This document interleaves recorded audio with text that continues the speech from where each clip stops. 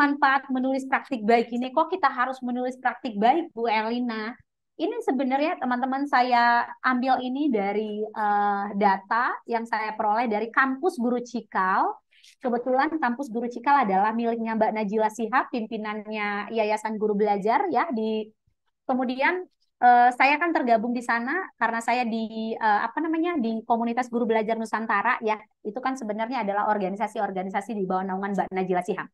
Jadi saya memang pernah termuat dalam pembelajaran ini dan belajar memang fokus sehingga akhirnya goal dari pembelajaran saya ini kemarin teman-teman saya menjadi penulis di surat kabar guru belajar. Ya, surat kabar guru belajar itu surat kabar kurikulum merdeka di bawah naungan Mbak Najila Shihab gitu ya. Nah, manfaat ketika kita menulis praktik baik, teman-teman, adalah membantu mengidentifikasi dan juga mengganti praktik-praktik yang buruk.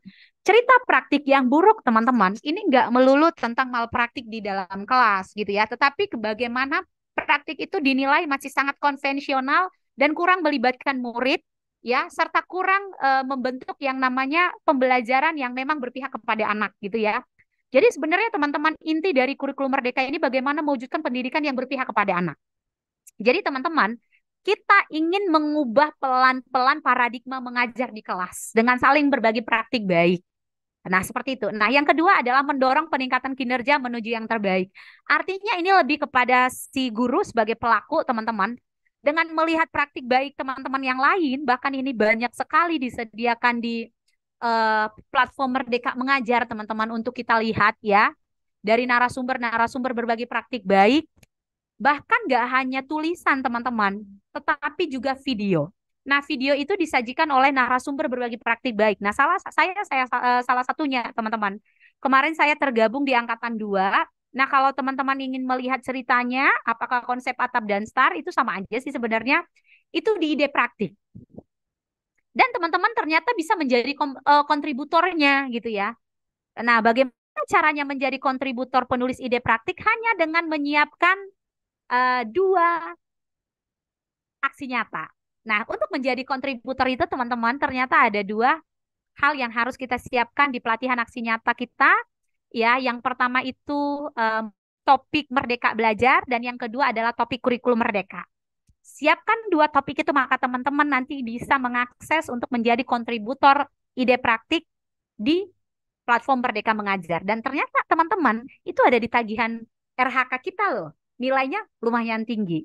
Teman-teman boleh ambil ya. Nanti kita pelan-pelan sama-sama belajar ya. Yang ketiga, manfaat apa sih ketika kita harus menulis praktik baik ini? Ini adalah meminimalisir hilangnya pengetahuan. Artinya teman-teman, konsep yang saya temukan itu akan terus beralur ada di sana dan bisa jadi di ATM oleh guru yang lain. Seperti itu. Kemudian mendorong terciptanya budaya kolaborasi. Nah, ini teman-teman. Ini adalah esensi kurikulum Merdeka juga ya, kolaborasi. Karena memang guru itu bukan apa ya, bukan kompetitor. Jadi guru dengan guru yang lain nggak perlu bersaing, teman-teman. Kita justru kolaborasi karena kita sebenarnya spesial dengan diri kita masing-masing, spesial dan memang sangat sempurna dengan pengetahuan kita masing-masing, dengan kompetensi kita masing-masing. Kita hanya perlu belajar bagaimana versi kita terbaik hari ini dari semalam. Itu saja. Dan orang lain itu justru harus kita jadikan sebagai guru. Bahkan lebih dahsyat lagi, kurikulum Merdeka datang dengan sebuah statement, semua murid, semua guru. Bahkan dari murid pun kita harus bisa belajar. Seperti itu ya.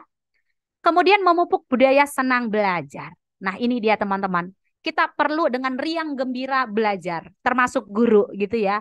Kenapa? Ya karena itu habitnya kita, karena ini kesehariannya kita. Jadi hal belajar itu bukan hal yang lain. Memang kita terlahir menjadi guru belajar gitu ya. Yaitu memang harus muncul di keseharian kita gitu. Nah, dengan menulis praktik baik, diharapkan ini juga nanti akan terwujud seperti itu ya teman-teman. Kita akan terbiasa dengan membangun percakapan bermakna di sekolah. Murid saya si Butet kok begini ya? Oh iya, saya juga masuk ke kelas si Butet, tapi saya bikin treatment begini, dia aman loh. Nah, bisa jadi ketika saya membawakan itu ke kelas si Butet, itu akan menjadi hal yang baru bagi saya, dan si Butet akan bisa saya taklukkan menjadi anak yang manis di kelas. Misalkan seperti itu ya.